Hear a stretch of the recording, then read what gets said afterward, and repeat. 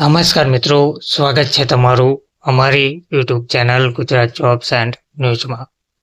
મિત્રો, લાંબા સમય પછી નિગમના કર્મચારીઓ માટે મોટા ખુશીના સમાચાર સામે આવ્યા છે.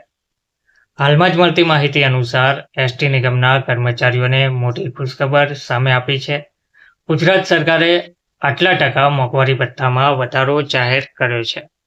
વિગતવાર જોઈએ તો રાજ્યમાં એસટી નિગમના કર્મચારીઓના હિતમાં મહત્વપૂર્ણ નિર્ણય લેવામાં આવી રહ્યો છે.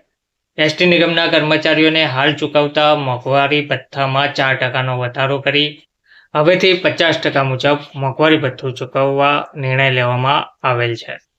ભથ્થાનું એરિયર્સ પણ ચૂકવવામાં આવશે તેવી પણ માહિતી મળી રહી છે. આ મોંઘવારી ભથ્થાનું એરિયર્સ પણ ચૂકવણી કરવા નિર્ણય લેવામાં આવ્યો છે. વધુમાં આ નિર્ણય થકી કુલ ₹125 કરોડથી વધુનો લાભ એસટી નિગમના કર્મચારીઓને મળવા પામશે. આગામી ટૂંક સમયમાં વિગતવાર આદેશો જાહેર કરવામાં આવશે તેમ મંત્રી હર્ષ સંઘવીએ એક્સ પર ટ્વીટ કરી માહિતી આપી છે. કર્મચારીઓમાં ખુશીનો માહોલ જોવા મળી રહ્યો છે.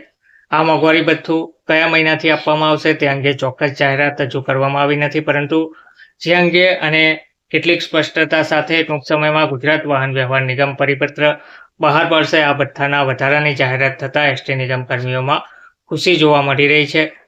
હર્ષ સંઘવી દ્વારા જે ટ્વિટર પર માહિતી આપવામાં આવી છે તેમાં જણાવવામાં આવ્યું છે કે રાજ્યના સંવેદનશીલ મુખ્યમંત્રી શ્રી ભૂપેન્દ્રભાઈ પટેલ સાહેબ દ્વારા જીઆરટીએસ એસટી નિગમના કર્મચારીઓને હાલ ચૂકવાતા મોંઘવારી ભથ્થામાં 4%નો વધારો કરી હવેથી 50% મુજબ મોંઘવારી ભથ્થું ચૂકવવાનો હકારાત્મક નિર્ણય લેવામાં આવેલ છે. આ વધારાની સાથે મોંઘવારી ભથ્થાના એરિયર્સની પણ ચૂકવણી કરવાનો નિર્ણય લેવામાં આવેલ છે.